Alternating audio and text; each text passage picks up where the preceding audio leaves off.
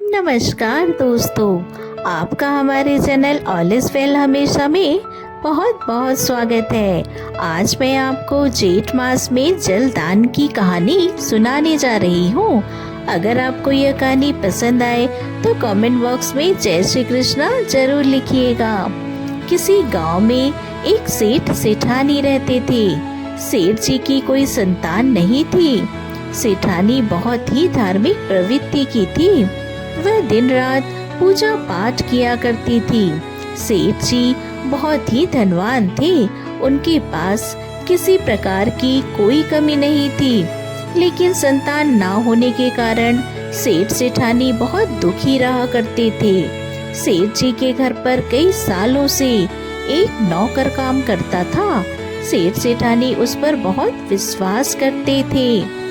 एक दिन की बात है, सेठ सेठानी बहुत दुखी थे।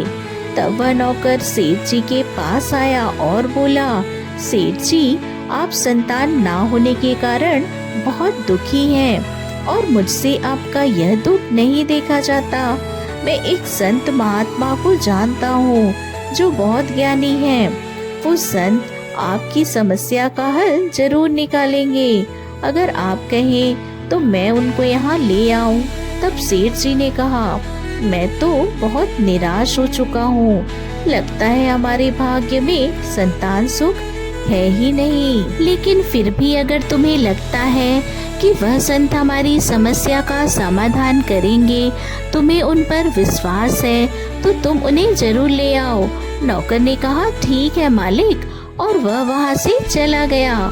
कुछ दिन बाद नौकर उन संत महात्मा को लेकर सेठ जी के घर आया। साधु महात्मा ने सेठ जी और सेठानी का हाथ देखा और कहा, बेटा, तुम्हारी किस्मत में बच्चे का सुख नहीं है। यह सुनकर सेठ सेठानी रोने लगे और सेठ ने कहा, बाबा जी, ऐसा मत कहिए, कोई तो उपाय होगा।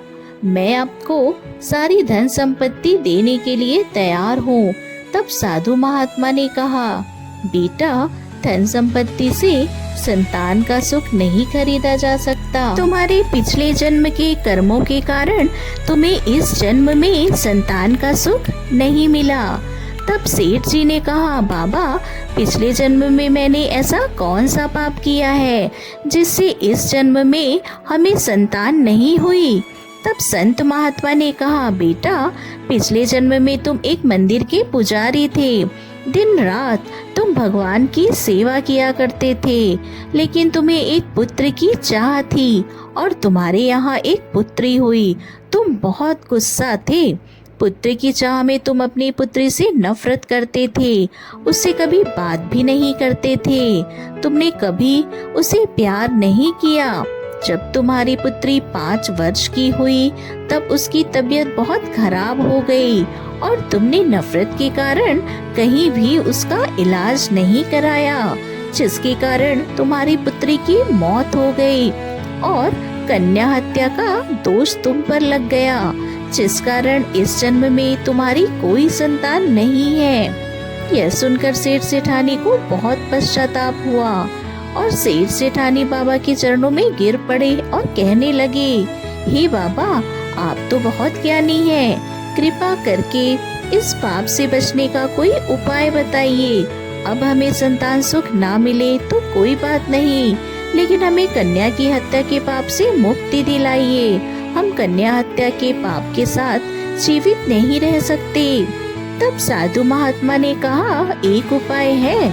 पूरे जेठ मास में तुम अपने घर से पैदल गंगा तट पर जाकर गंगा स्नान करो और वहीं बैठकर शुद्ध जल का दान करो। प्यासे को पानी पिलाओ तो तुम्हें इस पाप से मुक्ति मिल जाएगी। जेठ मास में जल दान महादान होता है। इस दान को करने से व्यक्ति के जन्म जन्म के पाप मिट जाते हैं, लेकिन यह काम संकल्प लेकर करना चाहिए। अगर बीच में तुमने यह कार्य करना छोड़ दिया तो तुम पाप के भागीदार बनोगे।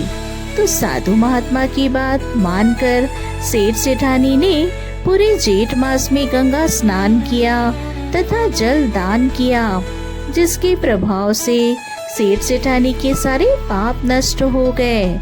जेठ मास में गंगा स्नान और जलदान करने के पुण्य से सेठ जी के घर पर 1 साल बाद कन्या ने जन्म लिया। सेठ सेठानी बहुत खुश हुए और अपनी कन्या के साथ खुशी खुशी रहने लगे। इस प्रकार जेठ मास में जो कोई भी गंगा स्नान करता है, जल का दान करता है, उसके जाने अनजाने में हुए सभी तरह के पाप नष्ट हो जाते हैं। जय हो भगवान विष्णु की।